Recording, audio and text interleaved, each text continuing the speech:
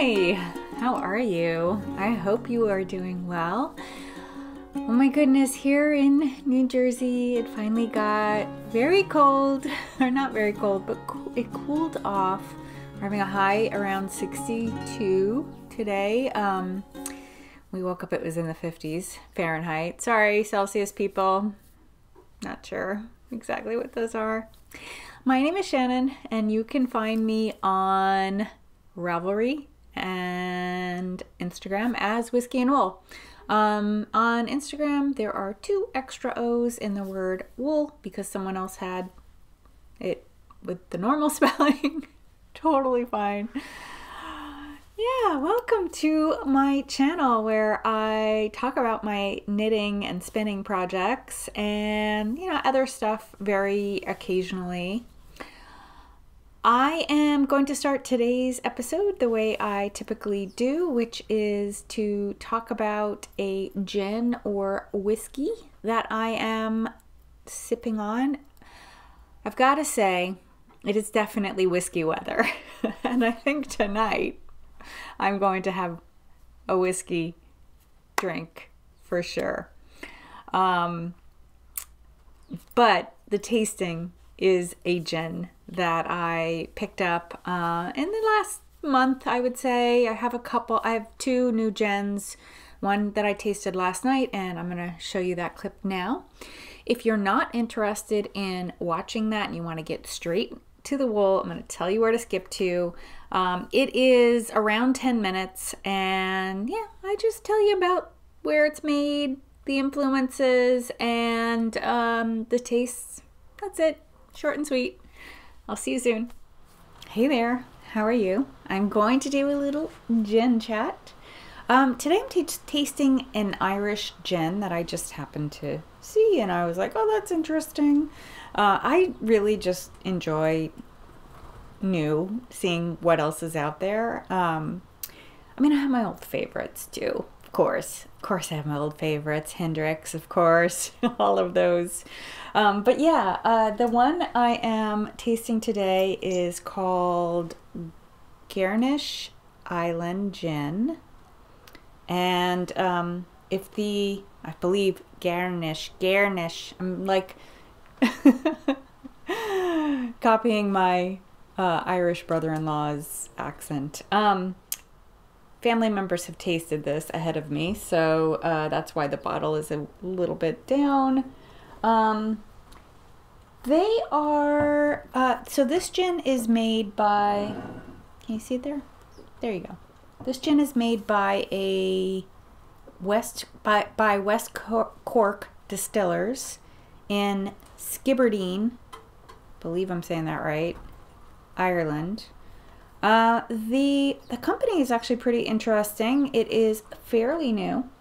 They began in 2003. It was 3 childhood friends. And they started in a small room in the back of one of their houses. That's how they began in 2003.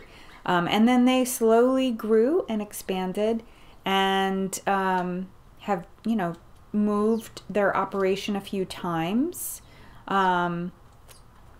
2014 and then again in 2020. They make Irish whiskey primarily, but like we have seen, so many of these distillers do gin and whiskey. They also do a vodka. They're really big now. Like they have, just to give you some stats, they have 8 pot stills and 2 column stills that produce almost 4.5 million liters of alcohol per year. And then there are 3 still pots that are dedicated to gin. They have 5 bottling lines that operate 24 hours a day. And every hour about 2,000 bottles are processed on site. So it's like pretty substantial. And then they have 7 warehouses. And this is all in that West Cork area with Skibbereen as their headquarters. Yeah, so pretty interesting. You can visit if you want, anytime you go. It's interesting because I've been discovering more and more small batch Irish whiskeys, aside from the two major ones that we all know about, Bushmills and Jameson's. So it's a cool discovery. Yeah, so what else can I tell you? Yeah, their brand of whiskey is West Cork. This is their gin, and then their vodka is called Two Trees. I have not seen their whiskey or their vodka here in the US, but it doesn't mean it's not available. It could be. This is a pretty affordable bottle, under $30. I want to say it was around 27, 28, something like that, US dollars. All right. I'm going to go ahead and taste it. I found a third-party review, and I also have information about what they say about their gin. The gin is named for Garnish Island, which is a small island in vicinity of where their operation is, and there are Italian-inspired botanical gardens there. I don't really know a lot about those botanical gardens. I didn't dig into that, but the distiller, Drea Renee, who is one of the few female distillers. I've talked about a couple other female distillers here on this channel in the past, but she's the distiller who takes her inspiration for the flavors for this gin.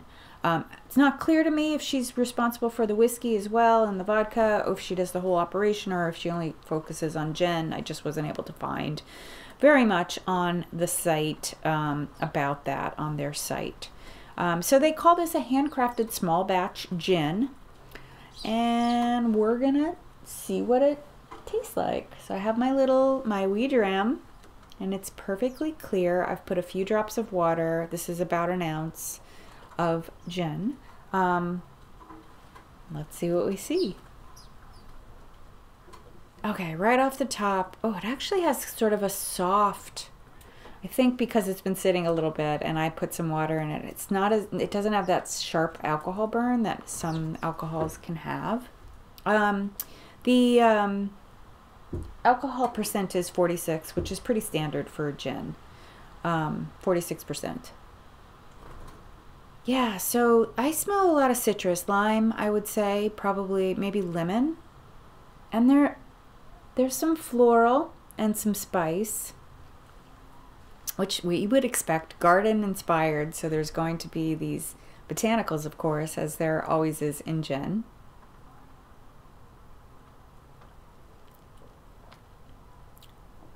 Oh my gosh, there's like a peppery burn at the back. Definitely pepper. Like I would even describe it as white pepper.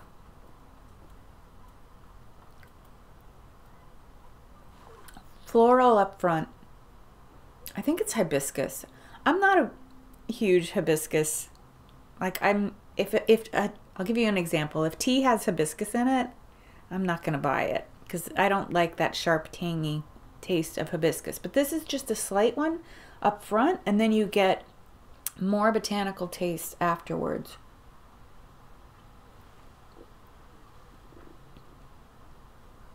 There's definitely some herbal before the pepper, between the flower flavors, the floral flavors, and then the peppery taste at the back, at the end. There's some herbal flavors in there. I don't identify them readily. It's just sort of this herbaceous flavor. It's interesting that on the tongue, when I'm tasting it, I don't taste any of the citrus that I smell at the top. I love citrus though, so this is a good thing for me. Okay, let's see what they say. Let me just scroll down. Okay. All right, recipe includes locally foraged botanicals, some of which are hibiscus, iris rose, rosemary, and thyme. Rosemary and thyme. Whenever I think of rosemary and thyme, besides the song, I always think of like Thanksgiving turkey because it seems like sage, rosemary, and thyme are all kind kind of what you use for turkey? I would have no idea what iris tastes like. Rose I'm familiar with. I like rose as a flavor generally. That might be soft. That might be the softness, the soft scent, and the soft, the softening against that sharp, tangy hibiscus taste. Okay, so it says taste soft, lingering glow on the finish with herbaceous citrus notes and just a hint of spice. I think that hint is more than they think it is.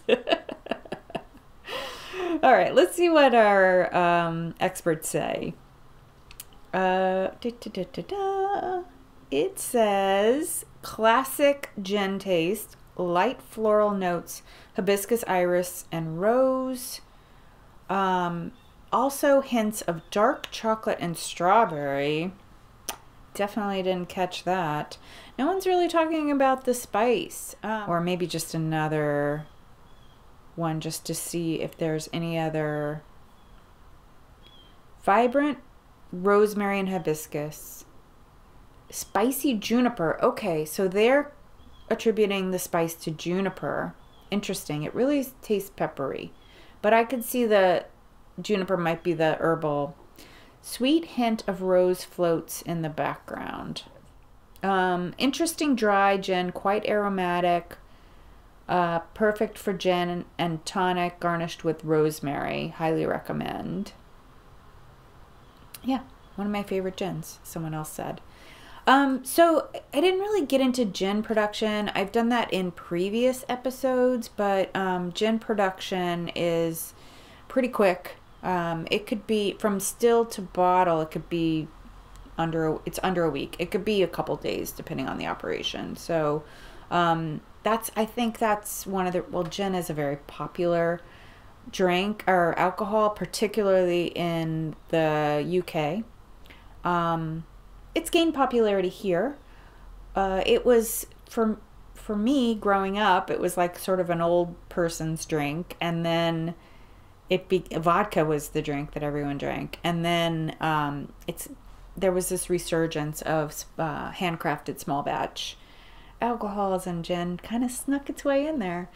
Anyway, I hope you enjoyed this relatively fast gin chat, and I will catch up with you later.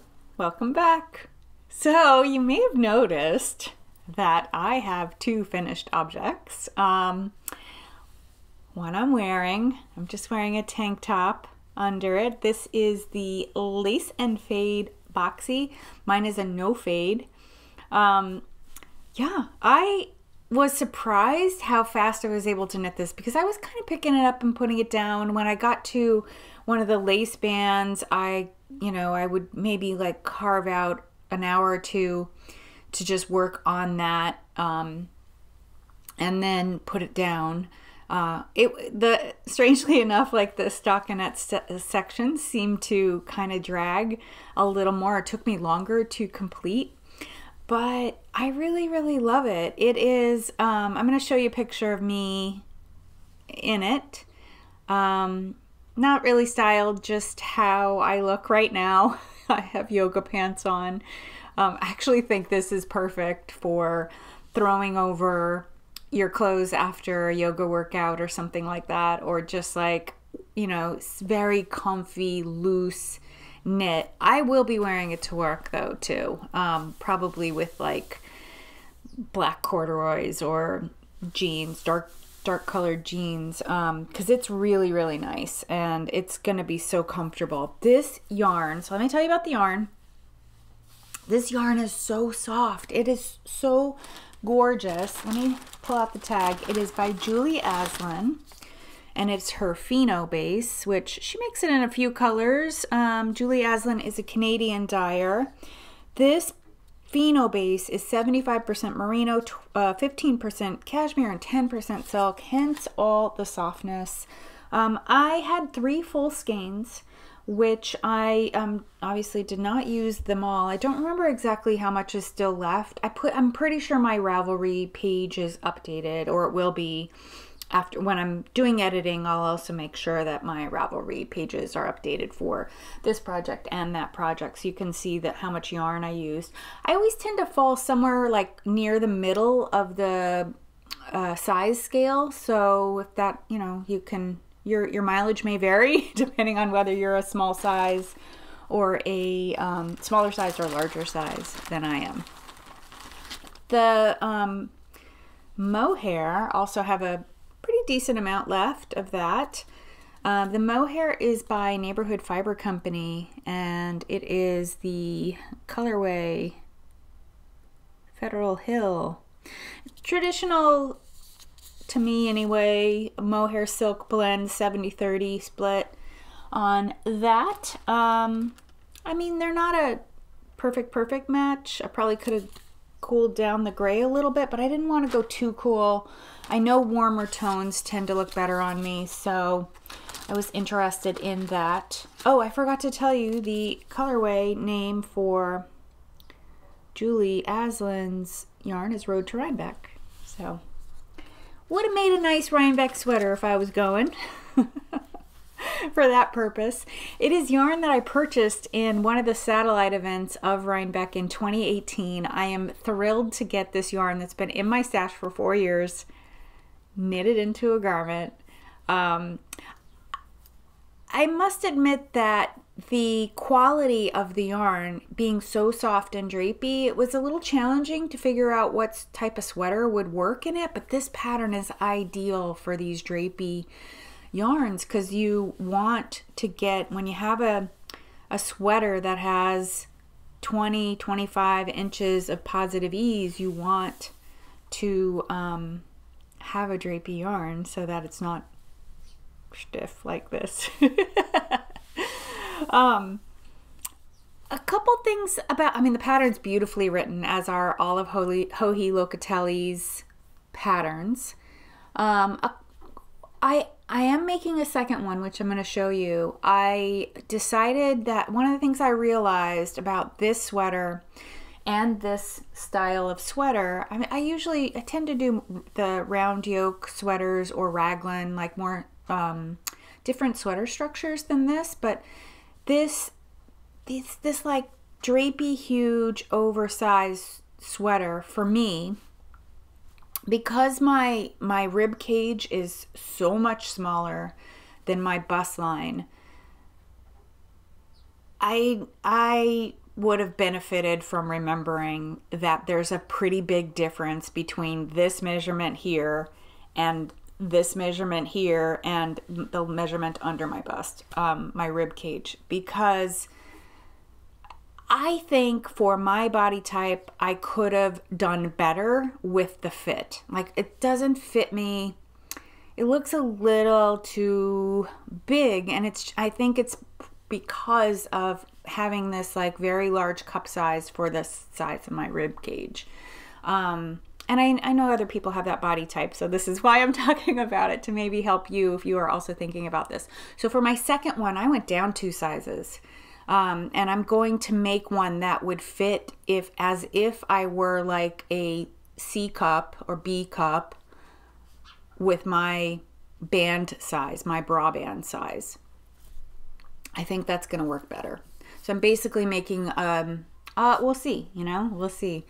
This feels a little too oversized. I mean, I love it. It's comfortable and I'm going to wear it, but I think I could have done better with the fit. But yeah, it's great.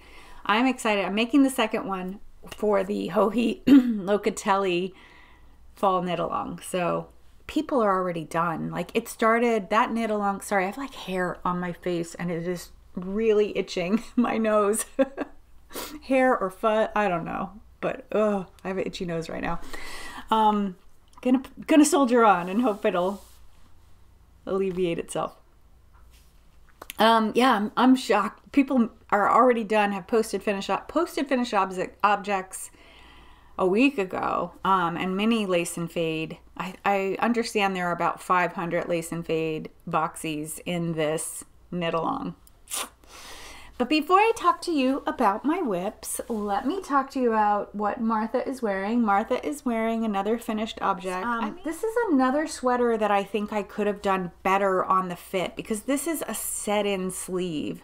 And I really should have paid attention to this measurement here. You don't see it on Martha so much, but like this line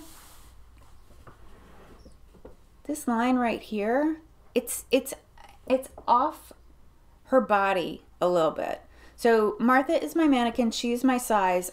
All of the horizontal measurements are my horizontal measurements, all the vertical measurements are my vertical measurements. So this is probably a good, you can see like on me it actually looks worse because I'm moving around and she's stiff. So this should have been in about another inch on both sides. So I should have paid attention. I should have carved out a deeper armhole shape. All I would have needed to do was look at a couple sizes down to match that rib cage measurement with my rib cage measurement, and that would have solved the problem. But you know, it's fine. It's a sweater. Sweaters are forgiving, and I think it's gorgeous. I'm so happy with it, and I will wear it despite that. But I can tell you that if it were woven and I could sew it, I would get in there and cut this out right here. I think on the shoulder line it's fine. It could be in a little bit, but it really needs to be cut out right there, like that. It should be right here, this line.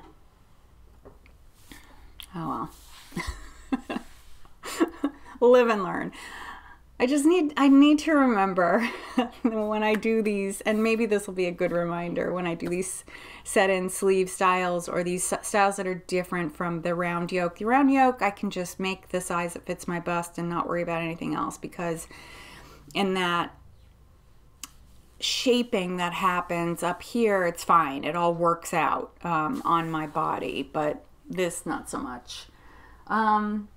Otherwise, I mean, I really love the turtleneck. I love the way it came out. I did make the turtleneck slightly shorter than what was recommended. What was recommended was 8 inches, and I just felt like that was going to be a little too high, and it looked like in the picture it was squished down quite a bit. So I did just a little over 3 inches before I switched needle sizes and did another like 3 3/4 inches. So total about 7 inches instead of 8. I also added my other mod with this pattern. Oh my goodness, I'm doing such a bad job. I didn't even tell you what the pattern is. The pattern is Vair by Gundren Johnston. It is in this book, The Shetland Trader, Volume 3. I'm acting like you've been here every time, and there's probably some new viewers, so welcome. I will try to do a better job explaining everything. Yeah, so the pattern could be made with straight sleeves or balloon sleeves. I chose straight sleeves. They came out long, like the garment grew. The fabric grew quite a lot when I was blocking it. It grew in length too, which I knew it would because this is a garter lace pattern, and garter always grows when this way. It always grows, so I was pretty sure I was gonna get more length. I love the length though. It's not the crop length that this woman's wearing, but you know, it works for me. I like having my stomach covered. I'm middle-aged. If I were in my 20s, 30s, or 40s, I might be fine with a more crop length. Yeah, so I did make it a little longer, even despite that. I added a 5th color in the color work part of the sweater pattern. So she only has 4 colors here. I have 5.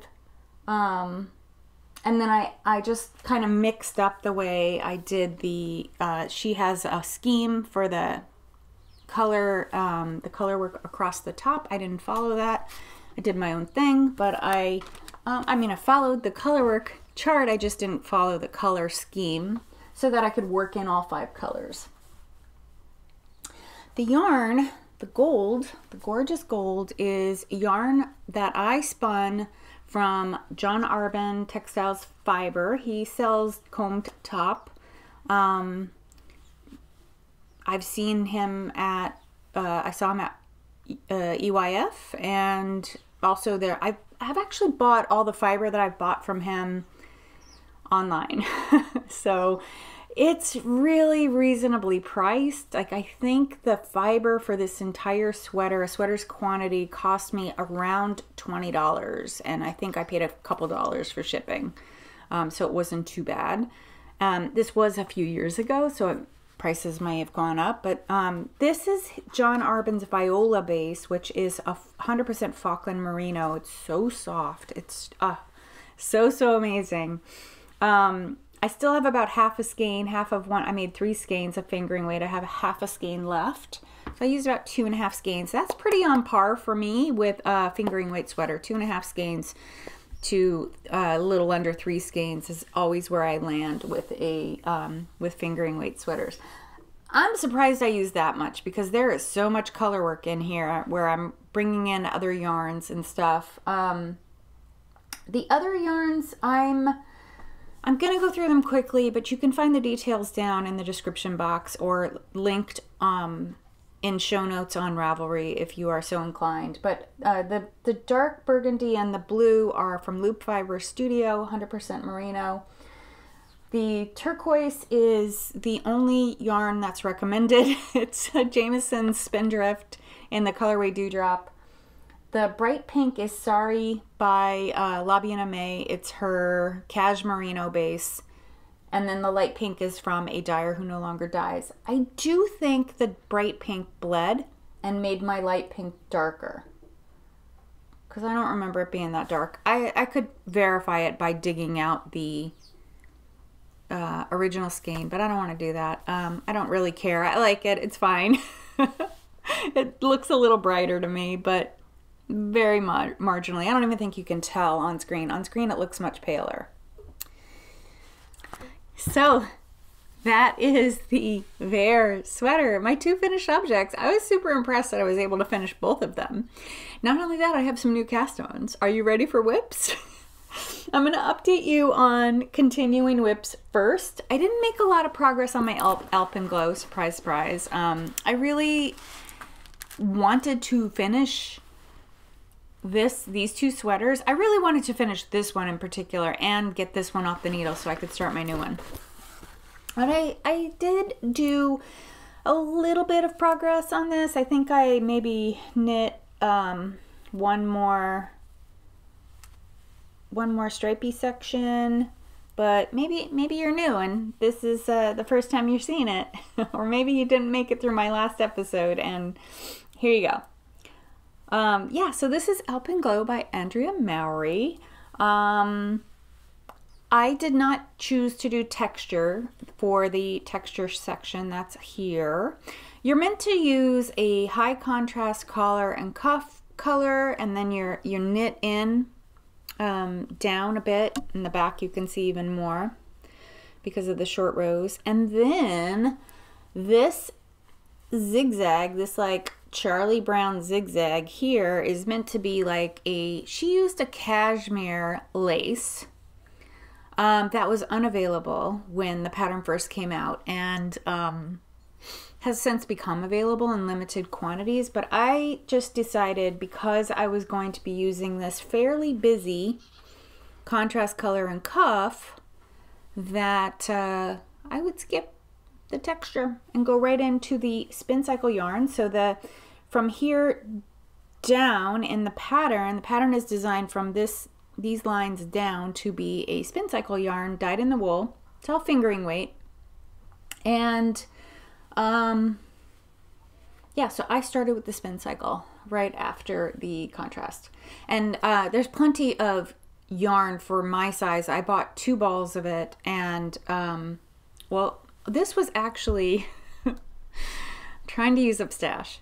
So this was actually the only reason that I cast this on, was because I had stash that fit the pattern. And I could have easily done mohair, I guess, for the texture. I just, as I said, just decided there was a lot going on with my colors already, and I didn't want to do it. So yeah, it's really, I really like it. This sweater will get a lot of attention over the next couple weeks because once I get into Bodyland, I kind of languish there, and then when I see that I'm getting close, I like race to the finish line, and then when I get in sleeves, I know I can do a pair of sleeves in a week, so I never stress about that. So pretty. Okay, the yarns. I have been collecting, oh, it's over here, I think. Nope. Oh gosh, where is it? What did I do with it? The pink. Is this it? Nope. Oh man. Alright, I don't know what I did with it, but it is so pretty. It should be handy because I do need to use it.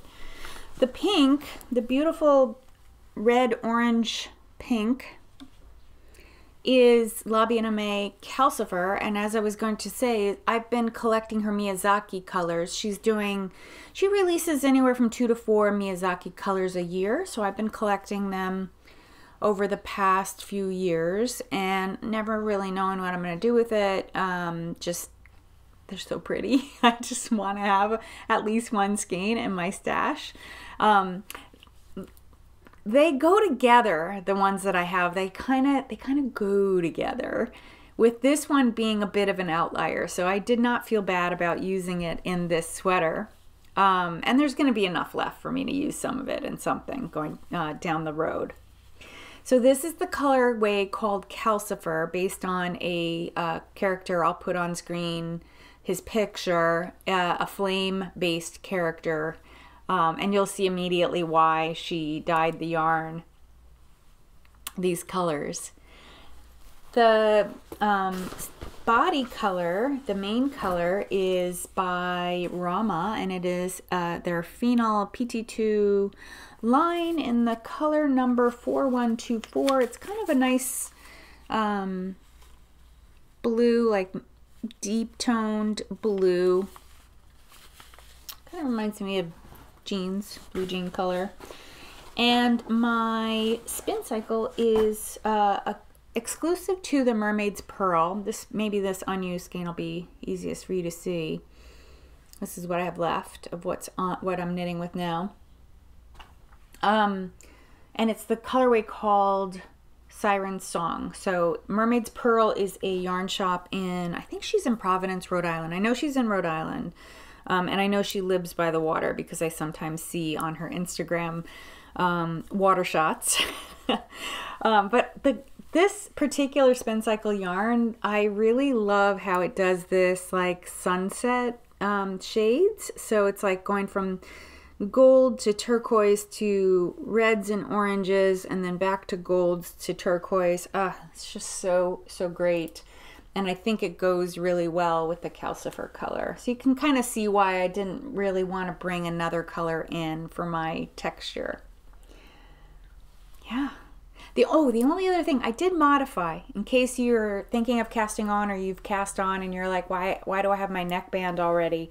I went ahead and stitched the collar first. So I cast on the collar edge. And then I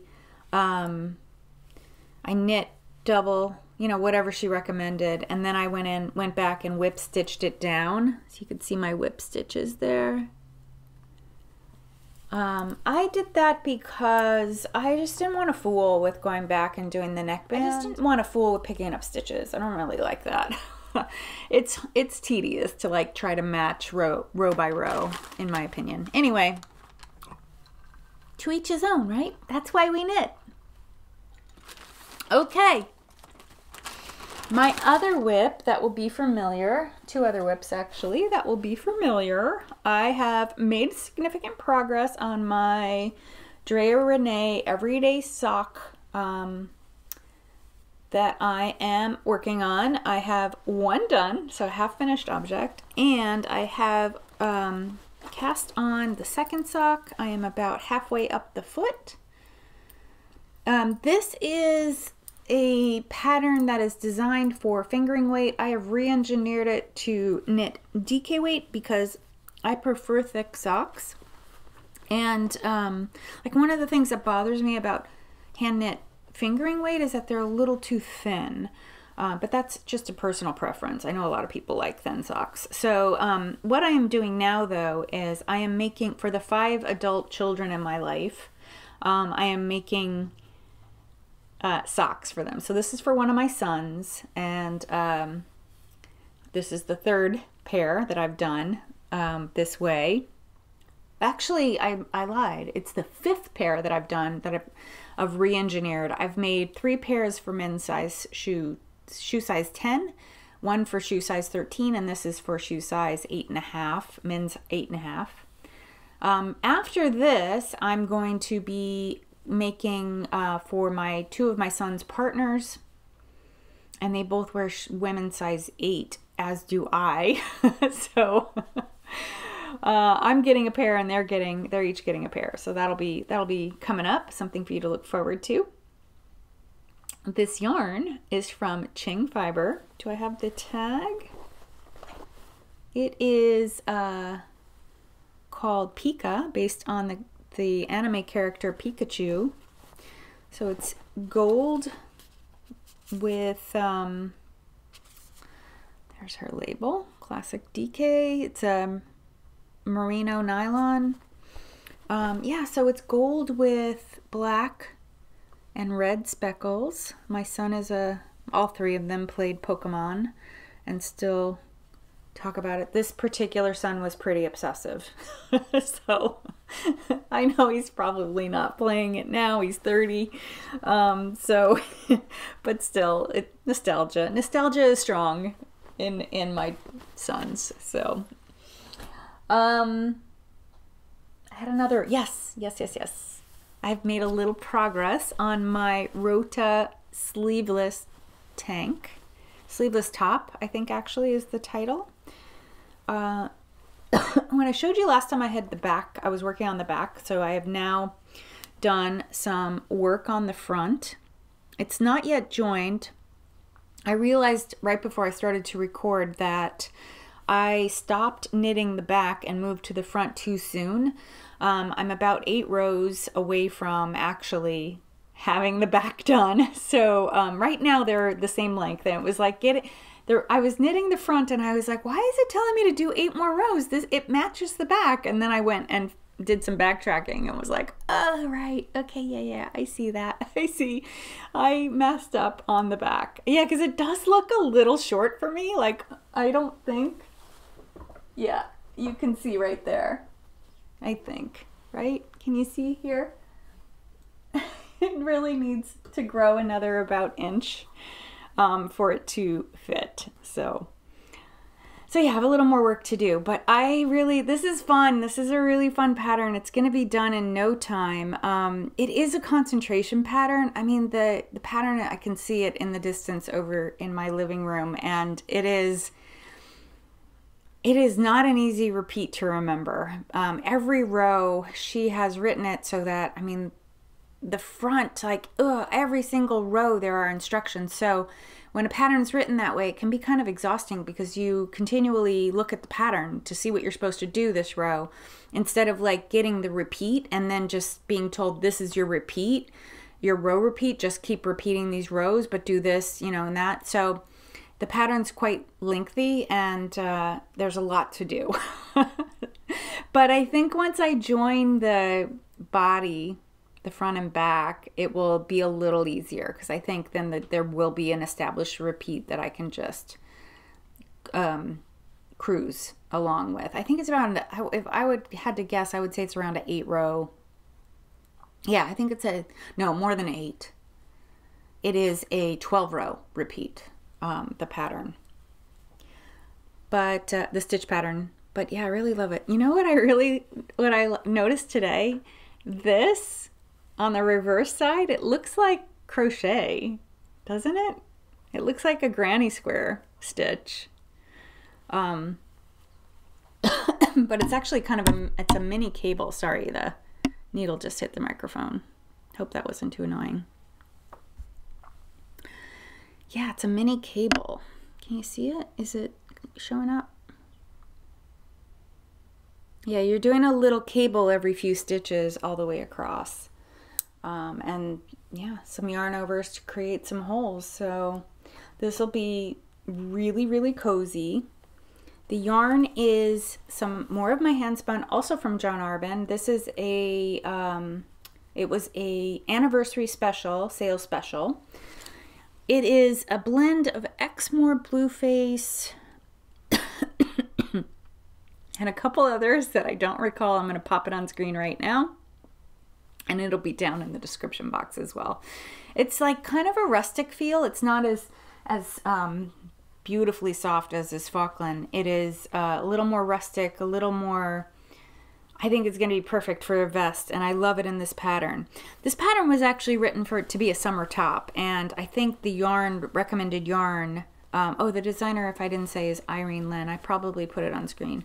The recommended yarn is a cotton blend, a cotton wool blend. I believe it's cotton wool.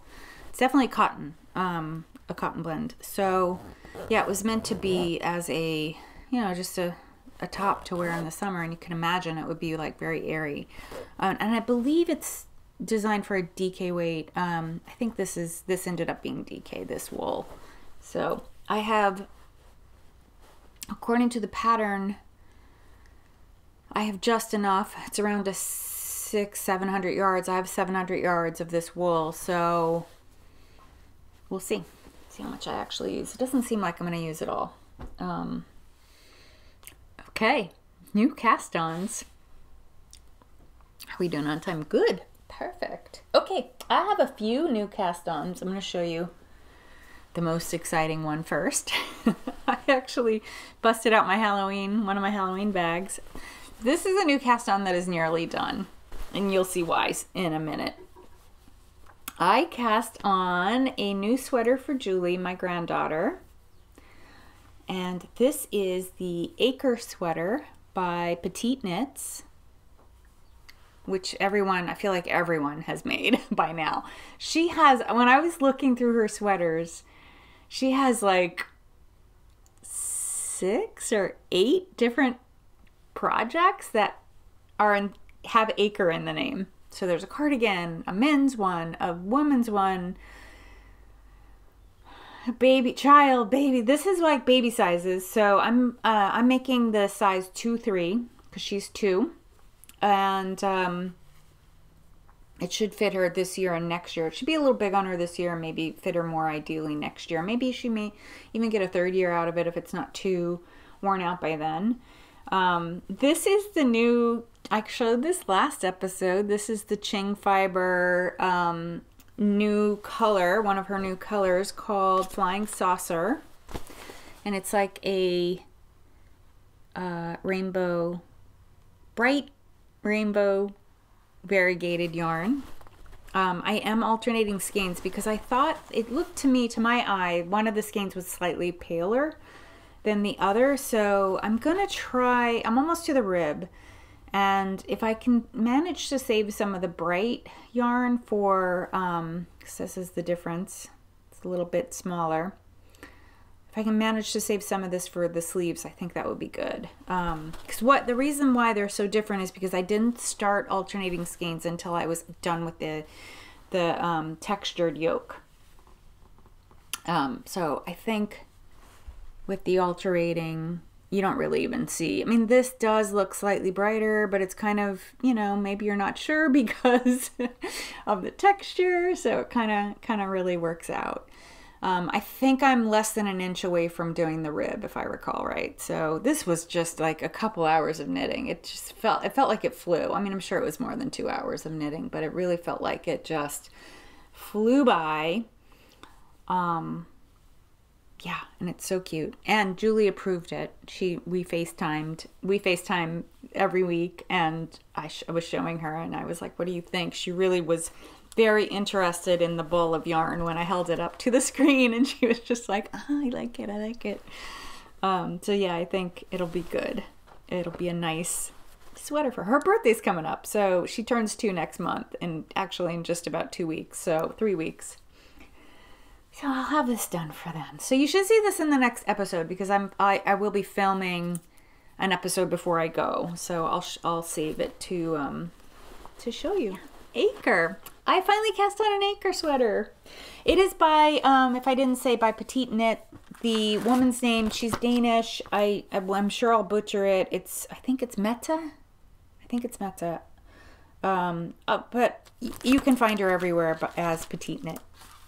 Not to be confused with Petite Knitter. Having trouble putting something back down. Okay, I have one more new cast on, and this will be part of my stashquisitions. The project bag is my stash, my new stash. So look. Oh my gosh. This was a pre-order from the Fat Squirrel.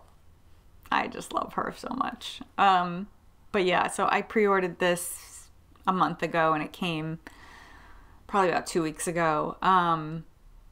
And yeah, this is her large wedge size, I want to say. Yes, I think it's the large wedge.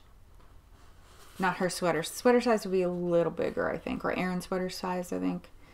But this is like a good size for me. Most of the projects I have will fit in here, even as I get into like adding sleeves and such. But okay, this is my other lace and fade, my second lace and fade. I am making a bright version. I'm not quite done with the top yet.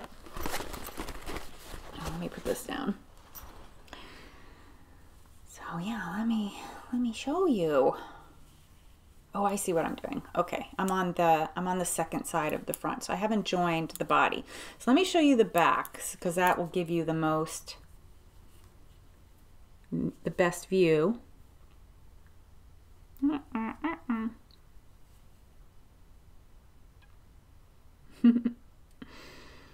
That's so good. So what I'm doing is I am knitting the lace and fade using a full skein with a mini skein set from the same dyer, Pancake and Lulu. And these are colors I bought last year. She died last year, I should say. She gifted me this. Thank you so much, Amy. So just in full disclosure, there was a mix up with my order, and she ended up gifting me this full skein. So this full skein, as you can see, is a variegated color. It's so pretty. And the mini skein set is, gosh, too many things falling around. Includes, besides the hot pink that I'm working with, currently it's these 5 colors. So what I'm doing, using my own sweater, the top part, this part, and sleeves will be the full skein. But then each band will be a mini skein. So each band will be a different color. And then my mohair, as you can see, is also a variegated color scheme that is very, very similar. Has a little peach corally color, but the other it has turquoise, it has bright pink, and it has shades of red and green in it as well. So it's pretty much on the money with the color schemes. And I think, though, it would be very busy if I did the entire sweater in this, it's going to work out really beautifully with the variegated mohair and the solid stripes, I suspect. The mohair is from Teeny Button Studio, and it just was a happy accident. All of this yarn I've had, this mohair from Teeny Button was I think it was a mystery bag I may have bought from her a couple years ago, a few years back. So I've had this in my stash for quite some time. And the Squid Game yarns I purchased last year, before I was doing a low buy. I didn't do a low buy year last year. I just did a low buy year this year. That's going along really well, which stay tuned for the recap, because I will do the recap at the end of December or early January, just depending on my travel schedule at that point. But yeah, I had a lot of indecision about the striping and the order. So I'm going to show you a little clip of how I resolved that. So go watch that and then come back and tell you more. So these are all from Pancake and Lulu, inspired by Squid Games. And they are all sparkle, which I don't know if you can see it here, but I don't know if you can really see it in these, but these are also sparkle, see? what I was realizing, so the striping on Lace and Fade, I'm working the top using this, and then the sleeves will be this too. And I might end up doing the bottom hem that as well. But what I was realizing is that there are only 4 colored stripes here, not 5. And the only reason I would use 5 is if these end up striping a smaller amount than what I want for an overall, to get the overall length on it. So if I just do 4, I'm gonna take away the lime green, because I can see in looking at the full skein that's supposed to be all the colors, the lime green was sort of an aspirational color. It's not really in there. So I'll be using these 4 colors. The issue I am having is what order do I put them in? I think I've figured out that it should be a bright, a dark, a bright, something like that. But I don't know which one I want to be on, you know, the first stripe, the second stripe, the third stripe, or fourth stripe. But I think it should go in this order. But I'm indifferent as to whether it goes that way or that way. So I thought what I would do is roll a dice. So I have an 8-sided dice here. You can see the numbers on there. It has like a faux shell and flower inside. They're really pretty. These are for role-playing games, for like D&D and other role-playing games. I thought it would be fun to assign numbers to each of the colors and then roll the dice to help me figure out which color should lead off, and then I can figure out the other colors from there. So I'm gonna make this 1, 2, 3, 4, 5, 6, 7, 8. Here's my dice rolling tray. Let's see. Let's see what number we get.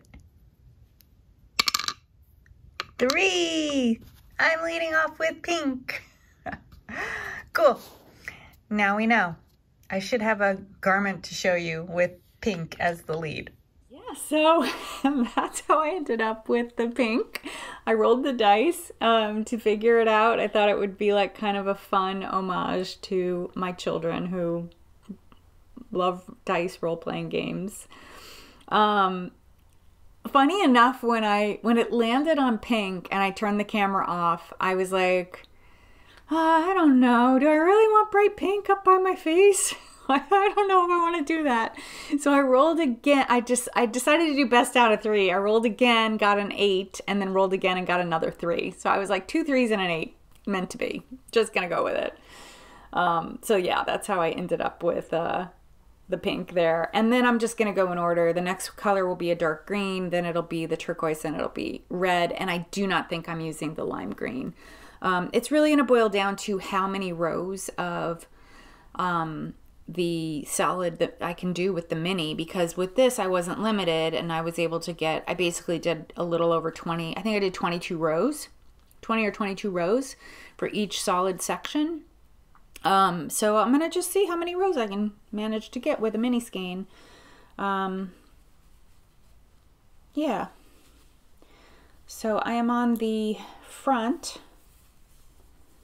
I'm about to join them. I think I'm within a few rows of joining across the front, and then I will finish out the variegated color, do the lace band, and then start the pink, and then they get joined. Then the front and back get joined, and you're just knitting in the round for the rest of the sweater. But this is fun. This is a fun knit. I wish I was going to say, I wish I didn't have anything else to work on and I could just work on this, but I know that would drive me crazy. I have a lot of whips. I don't know if no one ever asks me, because I think a lot of you kind of get it. There are a lot of people that are monogamous knitters though, and there are definitely YouTubers who talk about being monogamous knitters. I get bored knitting the same thing. So, and I like having concentration knits and easy knits for different purposes, like depending on what I'm watching and stuff. So, yeah, like I knit most of that baby sweater. I was watching a show that was in Japanese and had subtitles, so it was really, you know, I needed something that I didn't have to look at when I was knitting in order to work on, you know, in order to watch the show and work on something. So it was perfect. All right, that brings us to spinning. Are you ready?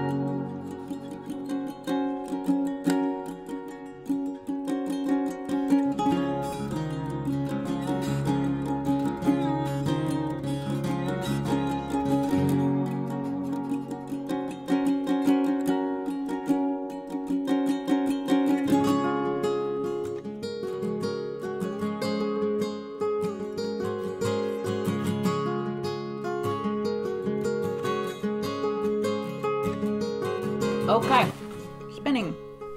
I don't have much. I have a couple single skeins. So after doing the last big sweater quantity spin, where I was blending 3 braids together and came out with that beautiful neutral, which is now sitting in my stash waiting for the perfect project. I have made 2 single skeins. After, like, I have known Amanda for a couple years. I have purchased from her. I've just never spun her fiber. She's a fiber artist and a farmer. She's like this multi-talented person. And I saw her at New Jersey Sheep and Wool 2 weeks ago. She was at Sarah's booth. And I was like, I was thinking about her and I was like, I need to spin some of the fiber I purchased from her because I think I have maybe 4 or 5, 6 fibers. So so this is fiber that was dyed by Amanda. This is the after it's, you know, spun thing. But let me show you what the fiber looked like before. It is these gorgeous jewel tones, really, really bright, perfect for autumn.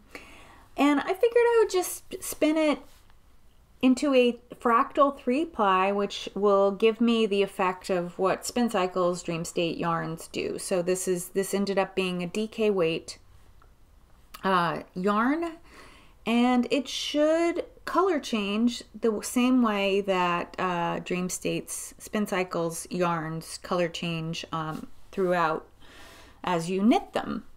So this also needs the perfect project. So this will just go in my stash. It is 100% merino fiber. The way that you do the color change in hand spinning, you fractal spin, which means what I did was I took the fiber braid and pulled it, separated it lengthwise into 3 parts. One of those parts I spun on 1 bobbin end to end, so I didn't break it. I just, forget what the pre-drafted the fiber and just spun it end to end. The second one I did in 2 parts, and then the third one I did in 4 parts. So so each time you're doubling, or the third one I did in 4 parts. So meaning after I'd stripped it into 3, I took a third of the braid and then pulled it in half again for 2 parts, and then for the third bobbin in 4 parts, I pulled it into 4 more parts. Yeah, and that's the way you do a fractal. So you end up with like staggering of where the color is matching, and then there's this barber pulling that happens, and then there are areas where the colors hit each other and match. It's less so. It's more of a marl effect when you do a 3-ply that way. It's probably more, you're more likely to get color match if you're doing a fractal 2-ply, which I've also done. I've done plenty of those. But anyway, gorgeous, right? So pretty. She's a talent. I love her work. Funny. So the registration for Vogue Knitting Live opened and Amanda's teaching spinning, and I almost signed up for the class. She's teaching a drop spindle method, which I'm not great at. I could use some lessons. And I was like, I almost signed up for it just so I could hang out with her because she's a hoot. She's fun. She's just fun, like F-U-N fun. Anyway, this is my other single skein that I literally finished this last night. I soaked it this morning. It is still damp, but I think you can really see it pretty well. Just 4-ounce braid. There was nothing special about the way I spun it. I just divided the braid in half and did a 2-ply. The braid, let me tell you about the fiber. So it's from Olan of Ireland. So she is, you might be familiar with her indie dyed yarn and her mill yarn, because she bought a mill 2 years ago. I think it all got delivered right before the pandemic, and then she, you know, there was a learning curve. She had to learn how to use the equipment and all of that. And but before she opened a mill, she learned how to spin, and she started to dye fiber. I do not think she's dyeing fiber now, but she dyed fiber for a really short period of time. And as soon as she started to offer fiber in her shop, she opened a fiber club, and I joined, and that was in 2019. And I think I signed up. I ended up with 5 braids, so I must have signed up for 5 months. I think it was a month-to-month thing, and I just kept signing up. And then at some point I had a lot of fiber, and I was just like, I need to stop.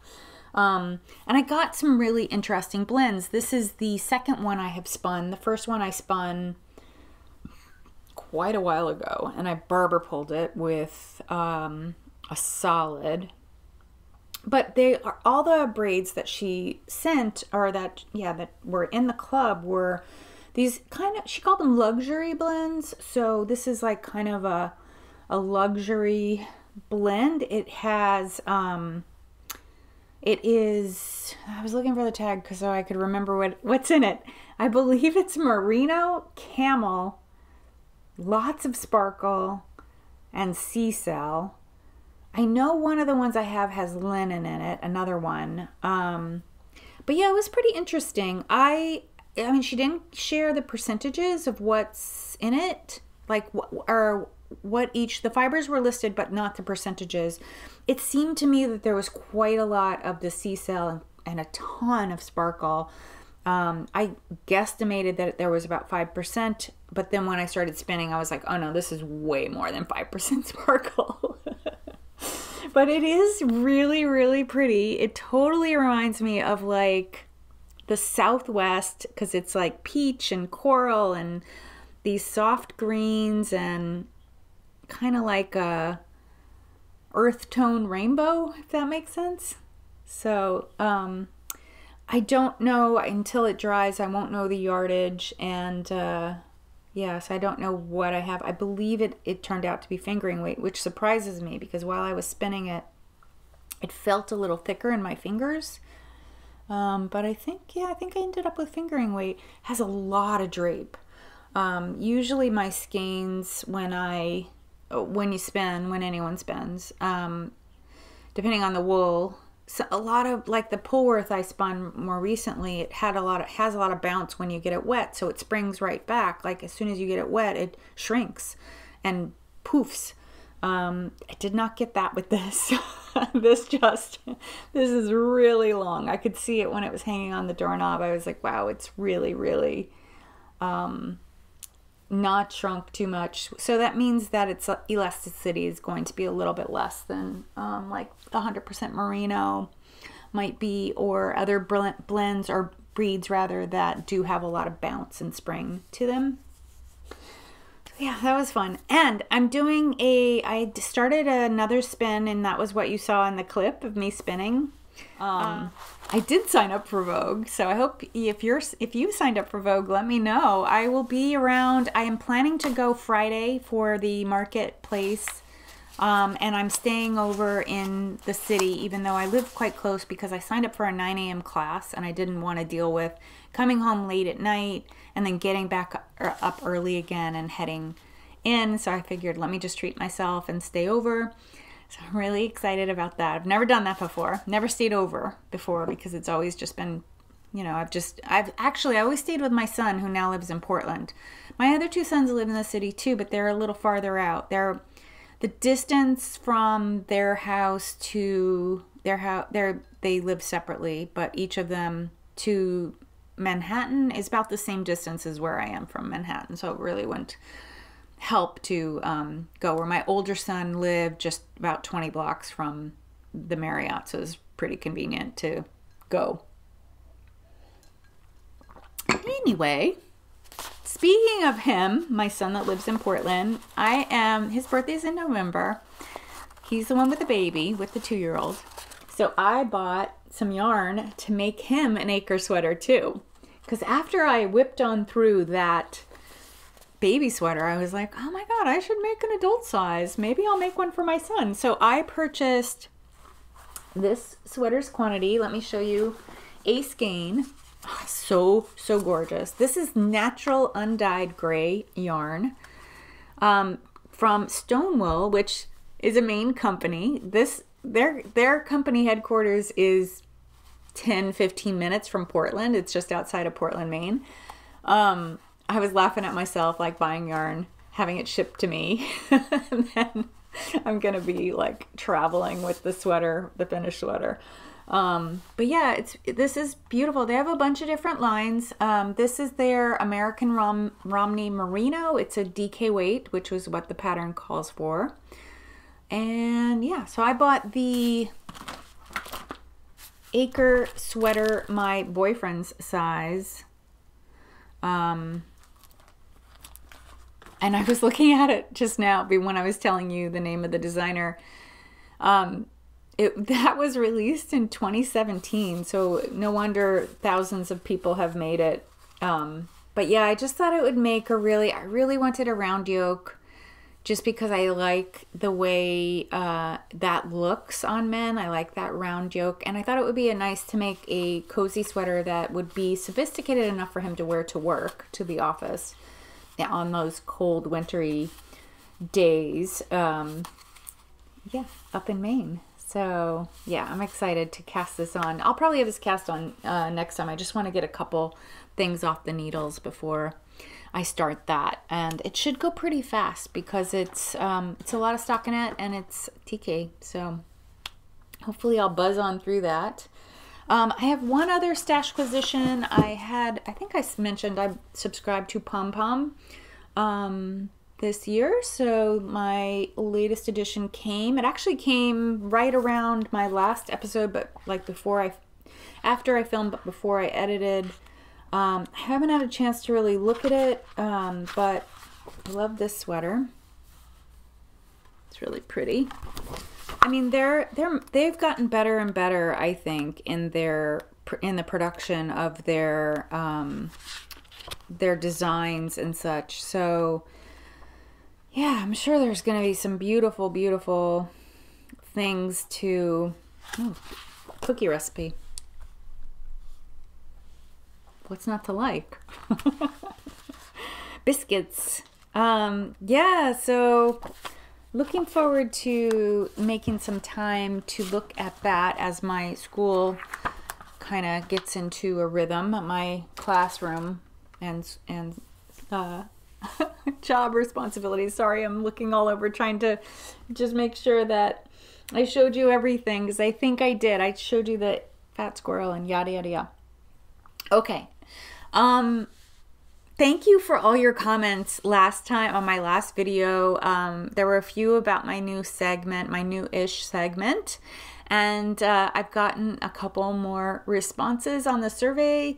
If you don't know what I'm talking about, I had offered to investigate there's a lot of myths around hand knitting, and a lot of myths about yarn, and a lot of myths about fiber, and because knowledge has been handed down several generations about it, but with an explosion of technology and science that happened in the 20th century, a lot of those, word of mouth myths have been debunked, but yet we still pass them around in the knitting world. So I had offered to dig into some of those, that folklore, if you will, about knitting. And last episode I talked about different stitches taking different yarn amounts, so if you want to check that out, towards the end of the last episode. So this time I had a viewer ask me about plastic and storing wool in plastic and how that is, she'd always heard it was a no-no, that was something that you should not do. So let me tell you what I found. So I did a little digging, and what I found is there are 3 factors that you want to consider when you're storing your wool. I'll tell you where I got it from. Let me tell you what they are, and then I'll tell you what I found, like where I got it, where I discovered this info. The 3 factors are: it should be kept dry, it should be kept out of sunlight, and it needs to be protected from moths. Okay, so you wouldn't want to take a wet skein and throw it into a plastic bag, because that would be a recipe for disaster. You're likely going to come back to a moldy skein. Like if you were to leave it for a while, for several weeks or months, you will come back to moldy, gross, stinky yarn, and that will have to be rewashed, and it's hard. I don't know if you've ever had experience with trying to get the mold smell out of clothes. It's so hard. So don't do that. Plastic works just fine for new skeins, anything that's clean. So you want to make sure you clean it and that it's dry, 100% dry, before you stick it in plastic. Plastic does take care of keeping it safe from moths and keeping it from getting wet if it went in dry. So it is okay to store your yarn and your sweater in plastic, whether it's plastic bags or plastic bins. But fabric works just as well. So storing your projects or your yarn or your sweaters, like finished garments, finished objects, in fabric bags really hits all 3. It keeps it safe from sunlight, it'll keep it dry if you don't store it in a place where it could get wet, like in a basement. So if you're putting your stuff in a basement, you probably want to use plastic, because that is water airtight. And it also keeps it safe from moths. So your fabric bags do keep your yarn, your woolies, safe from moths. Any fabric. It could even be muslin. It doesn't have to be these expensive bags. So yeah, so plastic is fine. So where did I find this? And where did the myth come from? I'll tell you that. I have a background in fashion and textiles. I wish I studied more textiles. I think I would have really enjoyed working in the textile industry. But instead I did design, and I ended up in the garment industry on the design side, designing knitwear. And so I was thinking back to I have a lot of my old textbooks still too that I still look at, because so much of the technology was discovered, or the science was developed, in the 50s, 60s, and 70s. So my books that are from my college years are still fine, because there was a bottom to the science they could dig into. There was a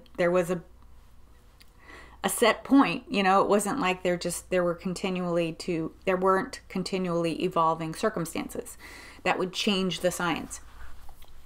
So I did a little thinking about it, and I was trying to figure out where the myth came from. I confirmed what I suspected, that plastic was okay. I got this idea that plastic was okay. I remembered that, but I didn't remember why. And then when I dug into archival guidelines for storing your garments and fabrics long term. So I went and looked at what the research said about that, and it was those 3 points: sunlight, what destroys fabric, sunlight, moths, and water. So if you can protect your stuff from those 3 things, you're fine. However you decide to do it, whether you choose fabric or choose fabric coverings, sealed things, or plastic. I wouldn't do leather, because leather can attract bugs and bacteria. Yeah, so where does it come from then that you shouldn't do it? I think the myth came from wet wool, like wool that's just sheared off sheep is usually not stored in plastic until it is cleaned. So it's important that it's clean too. So your yarn from the store or from a company that's being shipped to you like this, it's clean.